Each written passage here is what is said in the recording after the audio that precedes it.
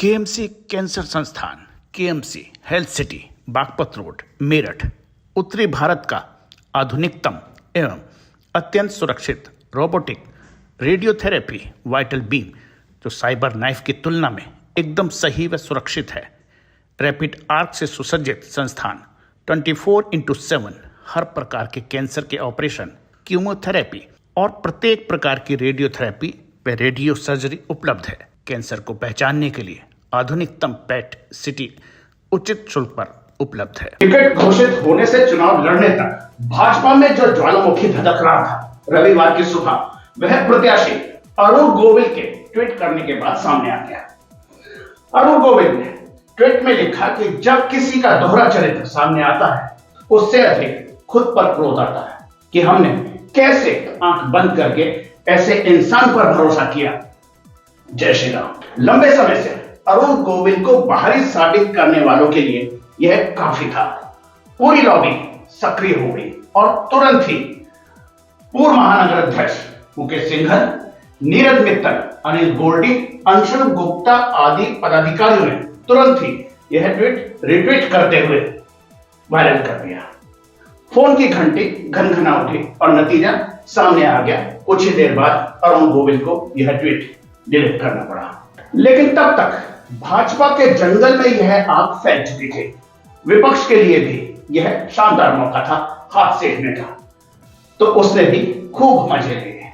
इसके बाद अरुण गोविल ने एक लंबा चौड़ा मैसेज सोशल मीडिया पर वायरल किया, जिसमें उन्होंने बताया कि केंद्रीय नेतृत्व द्वारा कुछ जिम्मेदारी देने के कारण वह मुंबई आ गए हैं, लेकिन जल्द ही मेरठ पहुंच जाएंगे। दरअसल सोशल मीडिया पर इस आतिशबाजी की शुरुआत उस फोटो से हुई जिसमें वह कार के पास बैग के साथ खड़े हैं। कैप्शन था कि चुनाव खत्म होते ही अरुण गोविल मुंबई रवाना। इसे लेकर खूब हो हल्ला हुआ और अंत में अरुण गोविल को सोशल मीडिया पर एक पत्र लिखना पड़ा, जिसमें उन्होंने चुनाव में सहयोग के लिए सभी का धन्यवाद ज्ञापित किया था। इस सारे घटनाक्रम में आज सुबह अरुण गोविल ने एक ट्वीट किया, जिसमें उन्होंने दोहरे चरित्र संबंधी बयान किया था। इसके बाद यह सवाल उठ खड़ा हुआ कि अरुण गोविल उस किस दोहरे चरित्र वाले की बात कर रहे हैं। भाजपा में ही हर व्यक्ति अपनी गिरबान में झांकने लगा। वह गद्दार कौन है, इसका खुलासा जरूर होगा, लेकिन 4 जून के बाद होने वाली समीक्षा बैठक में। उससे पहले बात करते हैं मेरठ हापुड़ लोकसभा सीट पर अरुण गोविल का टिकट से पहले की कहानी पर।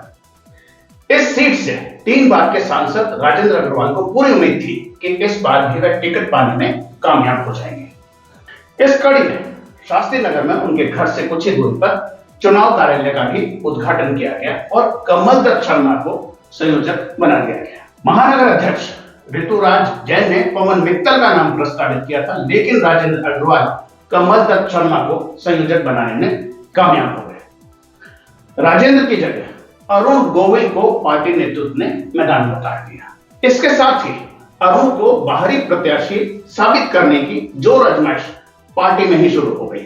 हालात यहां तक जा पहुंची कि अरुण गोविल की आधी ताकत तो खुद को मेरठ का ही बताने में व्यर्थ चली गई।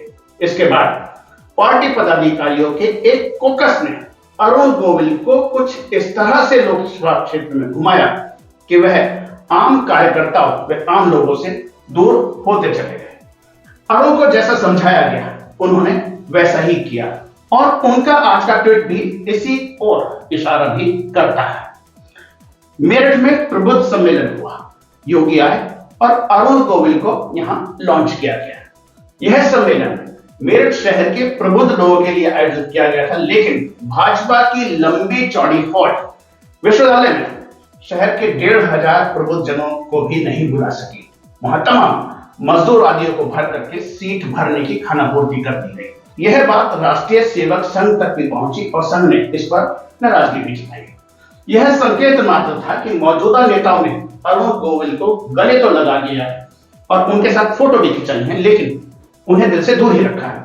कोई हाथ भी नहीं मिलाएगा, जो गले मिलोगे तपाक से। यह नए मिजाज का शहर है, जरा फांसले से मिला करो। यह एक शेर है जो यदा कदा बोला जाता है और इस बात को समझते समझते अरुण गोविल को समय लग गया। दिलचस्प बात यह भी रही कि इस चुनाव में सक्रिय नेताओं के फोकस ने किसी को भी अरुण गोविल के पास फटकने नहीं दिया। रथ पर काबिज लोगों ने उस क्षेत्र के जनप्रतिनिधि से भी गोविल को दूर रखा, जिनके क्षेत्र में उन्होंने रोड शो किया। कई जगह इसे लेकर विवाद भी हुआ। ऐसा नहीं है कि इन हालातों से राष्ट्रीय स्वयंसेवक संघ अनजान था। उसे यह समझते देर नहीं लगी कि यदि यह फोकस ऐसे ही कार्य करता रहा तो अरुण गोविल का चुनाव हाथ से निकल जाएगा। इस पर 21 अप्रैल को संघ ने चुनाव की सारी कमान अपने हाथ में ले ली। महानगर के 36 नगरों में बस्ती प्रमुख के साथ प्रत्येक बूथ पर 5 लोगों की टोली नियुक्त कर दी गई। बताया जाता है कि संघ ने पहली बार चेतावनी भरे शब्दों में खुलकर कहा कि अरुण गोविल को चुनाव जिताना है। अब इसका असर क्या हुआ और कितना हुआ? क्या चेहरा दिखाने की कुछ पदाधिकारियों की होड़ ने मेरठ हापुड़ लोकसभा सीट के चुनाव को मेरठ महापौर, जिसमें कांता कर्दम चुनाव हारी थी, उस हालात में लाकर खड़ा कर दिया है? इस सवाल का जवाब 4 जून को ही पता चलेगा। आपको याद दिला दें कि यहाँ पार्टी के ही कुछ नेताओं ने कांता कर्दम को हरवाने के लिए, सुनीता वर्मा को चुनाव जिताने के लिए बाकायदा लेन देन हुआ था और इस बात को लेकर के चर्चा भी है। अब फिर एक बार दोबारा से सुनीता वर्मा सामने है। इस अपडेट में फिलहाल इतना ही। आप देखते रहिए खास बात। नमस्कार।